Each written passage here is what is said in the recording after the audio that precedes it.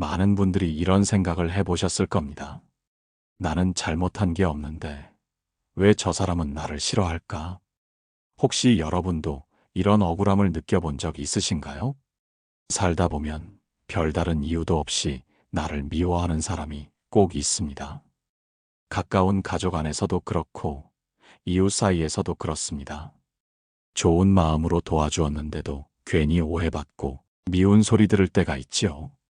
이럴 때 우리는 마음이 상합니다. 내가 뭘 잘못했나? 하고 밤새 뒤척이기도 합니다. 어떻게든 잘해보려고 일부러 고개를 숙여 사과하기도 합니다. 하지만 억울한 사과가 오히려 나를 더 힘들게 한다는 걸 경험해 보신 적 있으시지요? 많은 분들이 그렇습니다. 젊을 때부터 가족을 위해 희생하며 살아왔는데 가끔은 그 가족이 나를 서운하게 할 때가 있습니다. 마을 이웃에게 따뜻하게 대했는데 뒤에서 험담을 들을 때도 있습니다. 그럴 때 괜히 내 탓인가 하고 마음을 졸입니다. 왜 그럴까요? 사람은 누구나 남의 마음을 다 알 수 없기 때문입니다. 부처님께서는 말씀하셨습니다. 흙탕물은 가만히 두면 맑아지느니라. 사람의 마음도 같습니다. 누군가 나를 미워하면 그 마음은 그 사람 안에 흙탕물처럼 있는 것입니다. 그 흙탕물을 내가 대신 들어서 씻어줄 수 있을까요? 아닙니다. 대신 씻어줄 수 없습니다. 내가 억지로 사과한다고 그 사람이 달라질까요? 그렇지 않습니다. 오히려 저 사람은 잘못했으니 미안하다고 했겠지 하고 나를 더 무시할 수도 있습니다. 이런 경우를 본 적 있으신가요? 시댁 식구들이나 친척들 모임에서 내 잘못이 아닌데도 내가 먼저 고개를 숙여서 괜히 더 얕잡아 본 적이 있지요. 이웃과 사소한 말다툼이 있었는데 억지로 미안하다고 했더니 오히려 나를 만만하게 보는 경우도 있습니다. 그때 우리는 더 힘이 빠집니다. 내가 잘못한 게 아닌데 사과하고 그 사과가 나를 더 작게 만듭니다. 부처님께서는 우리에게 이렇게 알려주셨습니다. 흔들리는 것은 나무가 아니라 바람이니라. 이 말이 무슨 뜻일까요? 내가 잘못하지 않았다면 흔들리는 것은 내 마음이 아니라 상대 마음에 부는 바람이라는 뜻입니다. 어느 집 할머니가 있었습니다. 이웃집 아주머니가 괜히 시비를 걸었습니다. 왜 인사를 안 하느냐? 왜 눈빛이 싸늘하냐? 할머니는 억울했지만 괜히 시끄럽게 할까봐 먼저 고개를 숙여 미안하다고 했습니다. 그런데 며칠 뒤에 또 다른 말로 시비를 겁니다. 그 이웃은 저 할머니는 말 한마디 하면 금방 미안하다고 하니 만만하다고 생각한 것입니다. 그러면 그 사과는 무슨 소용이 있었을까요? 억지 사과는 내 잘못도 아닌 짐을 내가 대신 지는 것입니다. 내가 진심으로 잘못했을 때만 고개를 숙이는 것이 맞습니다. 억울한 일에는 내 마음을 지켜야 합니다. 혹시 여러분, 자식들이 나를 오해했을 때 어떻게 하셨나요? 내 마음은 분명한데 괜히 그 마음 풀어보려고 잘못한 것도 아닌데 엄마가 미안하다 하고 먼저 사과해 본 적 있으시지요? 그런데 그 뒤로 상황이 더 나아졌나요? 아니지요. 내가 낮아지면 상대는 더 올라섭니다. 부처님 말씀처럼 남의 미움은 바람과 같습니다. 오늘은 동쪽에서 불고 내일은 서쪽에서 붑니다. 내가 붙잡을 수 없습니다. 잡으려 하면 할수록 내 마음만 시끄러워집니다. 예를 들어보겠습니다. 어느 마을에 할아버지가 있었습니다. 언제나 정직하게 농사짓고 이웃에게도 인사 잘하고 살았습니다. 그런데 마을에 이상하게 그 할아버지를 못마땅해 하는 사람이 있었습니다. 그 사람은 마을 사람들에게 저 양반은 겉은 착한 척하지만 속은 딴판이야 하며 험담을 하고 다녔습니다. 처음에는 할아버지가 억울했습니다. 내가 뭘 잘못했나? 며칠 밤을 잠 못 자고 고민했습니다. 그러다 이웃 몇몇에게 괜히 내가 실수했나 싶어서 미안하오 하고 머리를 숙였습니다. 하지만 그 험담쟁이는 더 기세등등해졌습니다. 거봐, 저 양반이 잘못한 게 있으니 저렇게 미안하다고 하지. 그 뒤로 할아버지는 점점 마을 모임에서도 당당하게 말하지 못했습니다. 그러던 어느 날 할아버지는 혼자 생각했습니다. 부처님께서라면 어떻게 하실까? 할아버지는 마음속으로 부처님 말씀을 떠올렸습니다. 흔들리는 것은 나무가 아니라 바람이니라. 잘못이 없다면 고개를 숙일 필요가 없느니라. 그 뒤로 할아버지는 험담에 흔들리지 않았습니다. 그 사람과 마주쳐도 담담히 인사만 하고 굳이 설명하거나 미안하다고 하지 않았습니다. 그러자 신기하게도 마을 사람들은 그 험담을 더 이상 믿지 않았습니다. 오히려 그 사람을 이상하게 보기 시작했습니다. 우리가 사는 세상도 같습니다. 이웃도, 가족도, 친척도, 친구도 사람은 저마다 마음속에 자기 바람을 품고 삽니다. 그 바람이 불면 나에게 상처가 올 수도 있습니다. 하지만 내가 흔들리지 않으면 그 바람은 그냥 지나갑니다. 내 마음은 연못과 같습니다. 연못에 돌을 던지면 물이 일렁입니다. 하지만 곧 가라앉습니다. 진흙 속에서도 연꽃은 피어나듯 마음도 맑게 지켜야 합니다. 내가 괜히 물속을 휘저으면 물이 더 흐려집니다. 억울한 마음도 같습니다. 그냥 가라앉게 두면 됩니다. 억지 사과는 물속을 다시 젓는 일입니다. 내 잘못이 아니라면 내 마음은 맑게 지키는 것이 가장 지혜로운 길입니다. 오늘도 혹시 억울한 마음 있으신가요? 마음에 남의 험담이 걸려 있나요? 괜히 내가 잘못한 것 같아 마음이 무거우신가요? 이제는 내 마음에만 집중해 보십시오. 내가 잘못한 것은 참회하고 고개 숙이면 됩니다. 하지만 잘못이 없을 때는 부처님 말씀처럼 내 마음의 연못을 그대로 두십시오. 흙탕물은 가만히 두면 맑아집니다. 이 이야기를 가슴에 새기며 우리 모두 억지 사과 대신 마음을 지켜가는 삶을 함께 배워갑시다. 이제 부처님께서 업장의 지혜를 들려주십니다. 함께 마음에 새겨봅시다. 마음의 연못을 지키려면 무엇보다 부처님 말씀이 필요합니다. 우리 마음이 흔들릴 때 부처님 말씀을 한 구절씩 되새기면 마음이 다시 맑아집니다. 오늘은 부처님께서 남기신 중요한 말씀을 함께 살펴보겠습니다. 보현행원품이라는 경전이 있습니다. 이 경전에는 이런 구절이 나옵니다. 내가 과거 한량없는 세월 동안 탐욕과 성냄과 어리석음으로 몸과 입과 마음으로 지은 악한 업이 한이 없고 끝이 없도다.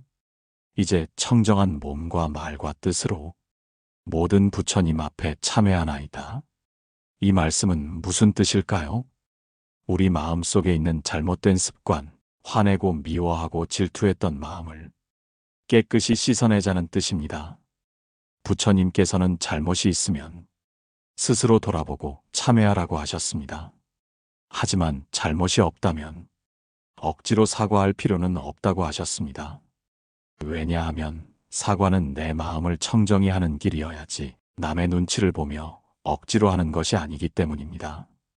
부처님 가르침을 풀어보면 좋은 인연은 맺고 나쁜 인연은 풀어야 한다고 강조하셨습니다. 이것은 나쁜 인연은 붙잡지 말고 좋은 인연은 소중히 이어가라는 뜻입니다. 만약 나를 이유 없이 미워하는 사람이 있다면 그 인연은 내가 억지로 붙잡을 필요가 없습니다. 오히려 기도로 풀고 참회로 내 마음을 닦으면 됩니다. 혹시 여러분 이런 경험 있으신가요? 마음에 들지 않는 이웃과 괜히 계속 만나면 더 상처받고 더 힘들어집니다. 그럴 때는 부처님 말씀처럼 나쁜 인연은 풀어주고 좋은 인연과는 더 자주 웃으며 만나면 됩니다. 부처님 가르침을 풀어보면 업보란 생각 자체가 업보다. 모든 것은 내 마음 안에서 이루어지며 관하고 놓으면 저절로 소멸된다고 말씀하셨습니다. 그래서 억지로 남에게 사과하거나 원망하기보다는 내 마음을 먼저 관하고 다스려야 한다는 뜻입니다. 이 말씀은 무슨 뜻일까요? 억울한 마음, 상처받은 마음을 남에게 설명하고 이해받으려 애쓰지 말라는 뜻입니다. 대신 내 마음속에 쌓인 분노와 억울함을 조용히 들여다보고 놓으라는 것입니다. 실제로 이런 일이 있었습니다. 어느 마을에 부지런한 할머니가 있었습니다.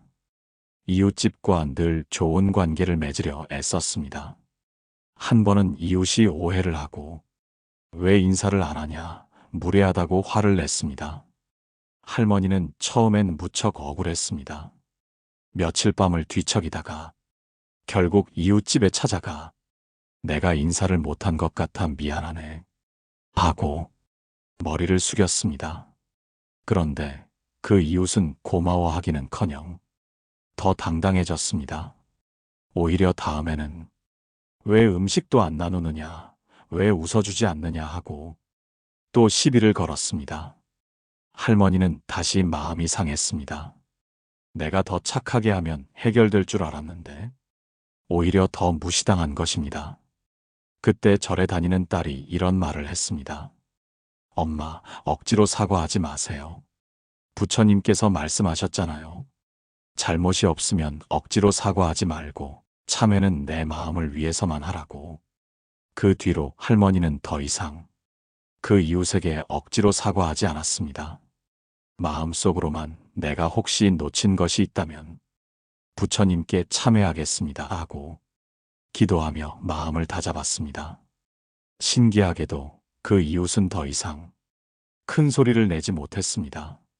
사람들은 오히려 할머니 편을 들어주었습니다. 이처럼 부처님 말씀은 억지로 고개를 숙이지 말라는 뜻입니다.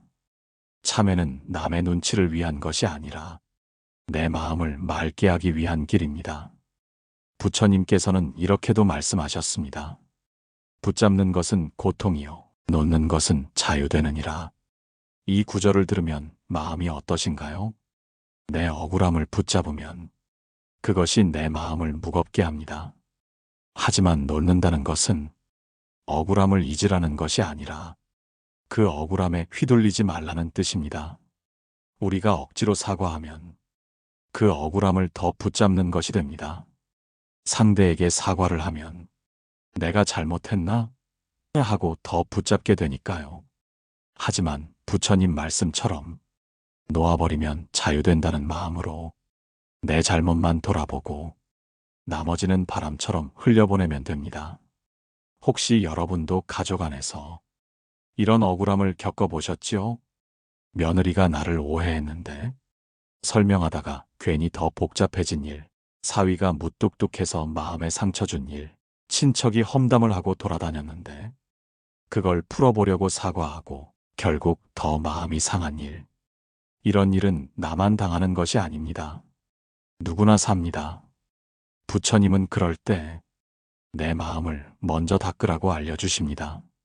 부처님 가르침을 풀어보면 마음은 연못과 같아서 흙탕물이 가라앉으면 맑은 물이 드러나듯 업장을 녹이려면 괜히 마음을 더 흔들지 말고 가만히 관하고 기다려야 한다고 할 수 있습니다. 무슨 뜻일까요? 내가 억지로 사과하고 내 마음을 설명하고 억울함을 따지면 연못을 더 휘저어 물이 흐려진다는 뜻입니다.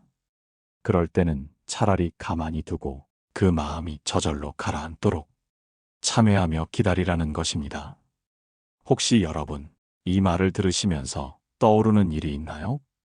동네 아주머니가 이유 없이 나를 미워해도 내가 억지로 사과하지 않고 마음을 잘 지키면 결국 그 사람도 마음을 바꿉니다.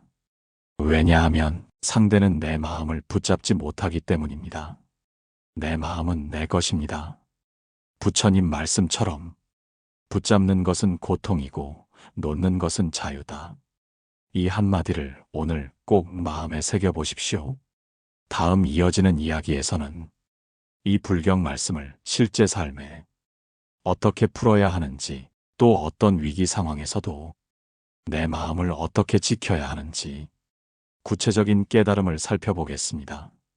앞에서 우리는 부처님께서 보현행 원품에서 말씀하신 참회의 가르침을 함께 살펴보았습니다. 참회는 억지 사과가 아니라 내 마음의 업장을 씻는 길입니다. 이번에는 같은 말씀을 조금 더 깊이 살펴보겠습니다. 부처님께서는 보현행 원품에서 이어서 이렇게 말씀하셨습니다. 허공과 중생의 번뇌가 다함이 없으므로 나의 참회도 다함이 없어. 순간순간 이어지며 몸과 말과 뜻으로 짓는 일에 싫어하거나 지치지 않으리라. 무슨 뜻일까요? 사람의 번뇌는 끝이 없으니 참회도 한 번 하고 끝나는 것이 아니라 살아있는 동안 늘 이어져야 한다는 말씀입니다. 여기서 중요한 것은 몸과 말과 뜻, 즉 삼업을 깨끗하게 하는 것입니다. 몸으로 하는 행동, 입으로 하는 말, 마음으로 하는 생각. 이 세 가지를 언제나 맑게 하면 내 삶도 맑아집니다. 그런데 사람들은 이 참회를 남의 눈치를 볼 때도 사용합니다. 혹시 이런 경험 있으셨나요? 가족 모임에서 괜히 나만 미안하다고 하고 자식들에게도 엄마가 잘못했네 하면서 마음속으로는 더 억울했던 적, 그 사과가 내 마음을 맑게 했나요?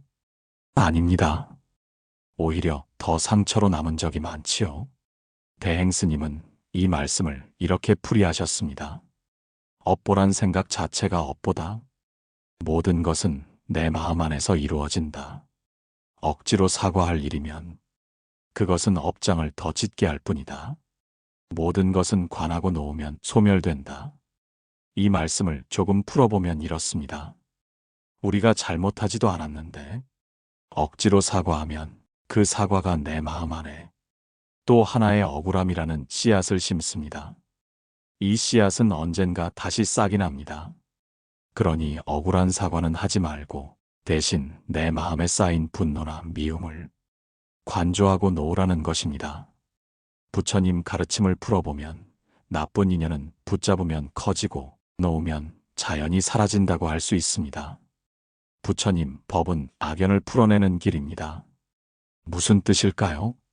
남이 나를 미워하고 나를 무시하면 그 마음을 붙잡지 않고 풀어주라는 뜻입니다. 그 사람을 찾아가 억지로 마음을 풀려 하지 말고 내 마음에서 먼저 놓아야 합니다. 이렇게 하면 상처는 자연스럽게 작아집니다. 혹시 이런 예를 들어볼까요? 어느 마을에 살던 할머니가 있었습니다. 가족들을 위해 평생을 애쓰며 살았습니다. 그러나 시댁 식구들은 할머니가 조금이라도 부족하면 바로 서운하다고 했습니다. 어느 날 며느리가 작은 일로 오해를 하고 큰 소리로 할머니를 원망했습니다. 할머니는 억울했습니다. 나는 잘못한 게 없는데. 하지만 괜히 집안 분위기가 깨질까봐 먼저 미안하다고 했습니다. 그런데 며느리는 고마워하기는커녕 오히려 더 마음이 커졌습니다. 며느리는 이렇게 생각했습니다. 시어머니가 잘못했으니 미안하다고 하는구나. 그 뒤로 할머니는 더 억울한 말을 들어야 했습니다. 결국 할머니는 절에 가서 부처님 말씀을 떠올렸습니다. 마음속으로 부처님 가르침을 되새겼습니다. 남이 나를 오해하고 미워해도 내가 억지로 사과할 필요는 없다. 모든 것은 내 마음 안에서 풀어야 한다. 그 뒤로 할머니는 억울한 마음이 들면 먼저 나를 돌아보았습니다. 내가 혹시 놓친 게 있나? 하고 생각해보고 진짜 잘못이 있으면 참회했습니다. 그 외에는 더 이상 억지로 고개를 숙이지 않았습니다. 그렇게 마음을 지키자 오히려 며느리의 태도가 달라졌습니다. 할머니가 당당하니 더 이상 이유 없이 미워하지 못했습니다. 이렇게 보면 부처님 말씀은 참 단순합니다. 억지 사과는 내 마음을 무겁게 합니다. 참된 참회는 내 마음을 가볍게 합니다. 이 둘의 차이를 우리는 늘 잊지 않아야 합니다. 여기서 한 번 더 법구경의 말씀을 떠올려 봅니다. 자기를 이기는 사람이 가장 큰 승리자이니라. 내 마음을 이긴다는 것은 억울한 마음이 올라와도 그것을 붙잡지 않고 놓아주는 것입니다. 누군가 나를 미워할 때 그 미움이 내 마음에 머물지 않게 하는 것입니다. 혹시 이런 적 있으신가요? 친구에게 괜히 오해받아 억울했던 일, 형제자매끼리 작은 말로 상처받은 일, 이웃과 사소한 일로 등 돌린 일. 그때 우리는 상대의 마음을 풀어보려고 말도 하고 설명도 하고 사과도 합니다. 하지만 대부분은 오히려 상대가 더 마음을 굳게 닫습니다. 왜냐하면 상대의 마음은 내가 억지로 열 수 없기 때문입니다. 부처님 말씀처럼 붙잡지 않고 놓아야 내 마음이 자유로워집니다. 이런 비유를 생각해 봅시다. 강가에 독사가 한 마리 있습니다. 누군가는 그 독사를 보고 겁이 나서 피합니다. 또 어떤 사람은 괜히 그 독사를 붙잡아 보려다 물립니다. 우리의 억울함과 분노도 같습니다. 그 마음을 괜히 붙잡으면 오히려 나를 물어 더 아프게 합니다. 그럴 바에는 그냥 강가를 지나가듯 그 독사를 바라만 보고 지나가는 것이 가장 안전합니다. 부처님 가르침에 따르면 이것이 바로 부처님께서 알려주신 업장을 녹이는 지혜입니다. 억울함을 붙잡지 않고 마음을 관하고 놓아두는 것. 이것이 업장을 녹이는 첫걸음입니다. 혹시 이 말을 들으시고 이렇게 생각하실 수도 있습니다. 그래도 너무 억울하면 어떻게 하나요? 맞습니다. 억울함을 무조건 참으라는 뜻이 아닙니다. 잘못이 있으면 참회해야 합니다. 하지만 잘못이 없으면 그 감정을 붙잡지 않는 것이 내 마음을 지키는 길입니다. 흙탕물은 가만히 두면 맑아집니다. 내 마음도 가만히 두면 맑아집니다. 억지로 사과하지 마시고 내 마음에 참회와 관조를 심어두십시오. 그러면 언젠가 그 사람의 미움도 자연스럽게 녹아 없어집니다. 이것이 부처님께서 가르쳐 주신 업장을 소멸하는 지혜입니다. 마지막으로 부처님과 제자 대화를 통해 오늘 배운 깨달음을 숫자로 함께 새겨봅시다. 사람의 마음은 언제나 흔들립니다. 누군가 나를 칭찬하면 기쁘고 누군가 나를 비난하면 서럽습니다. 부처님께서는 제자들에게 이 마음의 이치를 직접 들려주셨습니다. 어느 날 부처님께서 연못가 법좌에 앉아 계셨습니다. 그때 한 제자가 다가와 조심스럽게 두 손 모아 여쭈었습니다. 세존이시여, 사람들이 저를 오해하고 미워할 때 저는 어떻게 해야 합니까? 억울한 마음이 일어나면 어찌해야 깨끗이 사라집니까? 부처님께서는 연못 위를 조용히 바라보시며 말씀하셨습니다. 제자는 숨을 고르고 부처님 말씀을 가만히 기다렸습니다. 연못에 돌을 던지면 물이 일렁이느니라. 그러나 가만히 두면 흙은 가라앉고 맑은 물이 드러나느니라. 그대의 마음도 그러하니라. 억울한 마음은 물결과 같고 참회는 연못의 바닥 같으니 흔들리지 않으면 스스로 맑아지느니라. 제자는 다시 물었습니다. 세존이시여, 억울한 말을 들으면 저는 자꾸 상대에게 사과하고 싶습니다. 그것이 착한 마음이라 생각하였습니다. 이 또한 잘못입니까? 부처님께서는 고개를 끄덕이셨습니다. 연못 위 바람이 잔잔히 스쳤습니다. 제자는 고개를 떨군 채 다시 여쭈었습니다. 잘못이 있다면 사과하라. 그것은 참회이니라. 그러나 잘못이 없다면 억지로 고개 숙이지 말라. 억지 사과는 그대 마음에 또 다른 괴로움을 남기느니라. 바람이 나무를 흔들듯 타인의 말이 그대를 흔들려 하여도 그대는 바람이 아님을 알지니라. 제자는 두 손을 모아 다시 부처님께 물었습니다.